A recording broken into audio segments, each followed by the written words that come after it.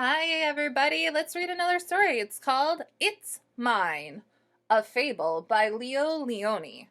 A fable is a type of story, and it typically teaches us a lesson or teaches us something new. Let's see what we can learn from this fable.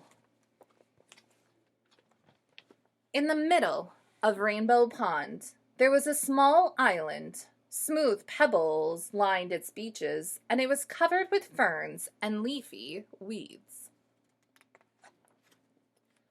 On the island lived 3 quarrelsome frogs. Ooh, quarrelsome means that they're arguing or fighting or not getting along very well. Named Milton, Rupert, and Lydia. They quarreled and quibbled from dawn to dusk. Well, that means they're not getting along very well. They're not doing very much problem solving.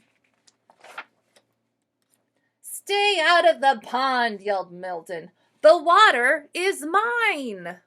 Ooh, can the whole pond be his? "Get off the island," shouted Rupert. "The earth is mine."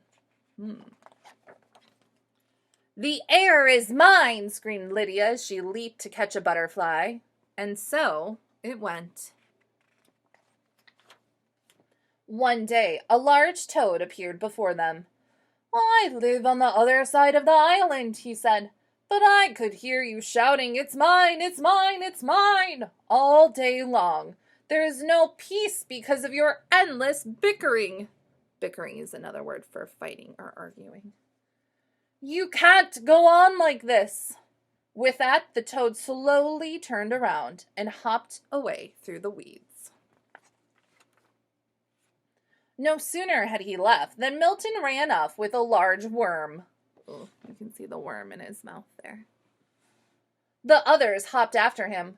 "Worms are for everybody," they cried. But Milton croaked defiantly. That means he's not listening to them. "Not this one. It's mine." Ooh.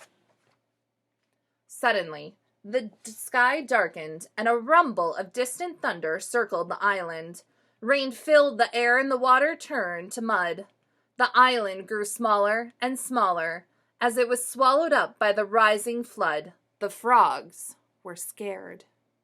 Ooh, what zone does scared fall into? What color?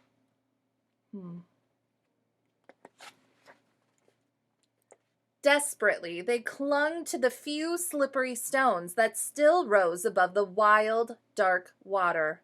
But soon, these too began to disappear. Ooh, so the water is getting higher and higher the more the storm comes down and the more rain comes down. And the frogs are running out of places to be able to sit safely. There was only one rock left. And there the frogs huddled, trembling from the cold and fright. Fright's another word for scare. But they felt better now that they were together, sharing the same fears and hopes. Little by little, the flood subsided. That means the flood started to go away. The water started to go down. The rain fell gently, then stopped altogether. But look! The large rock that had saved them was no rock at all. Well, is that a rock? Who is that? It's the toad. "You saved us," shouted the frogs when they recognized the toad. The next morning, the water had cleared. Sun rays chased silver minnows on the sandy bottom of the pond. Joyfully, the frogs jumped in. Side by side, they swam all around the island. Together, they leaped after the swarms of butterflies that filled the air. And later, when they rested in the weeds, they felt happy in a way they never had before. Why do you think they're feeling happy now? What's changed? What are they doing differently now that they weren't doing before? "Isn't it peaceful?" said Milton. "And isn't it beautiful?" said Rupert. "And do you know what else?" said Lydia. "Know what?" the others asked. "It's ours," she said. The end. Ooh. So what sort of lesson can we learn from that story? In order to keep safe during the storm and the flood, what did the frogs have to do? They had to share and work together.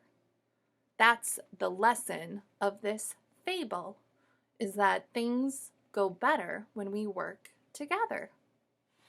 The end. That was It's Mine.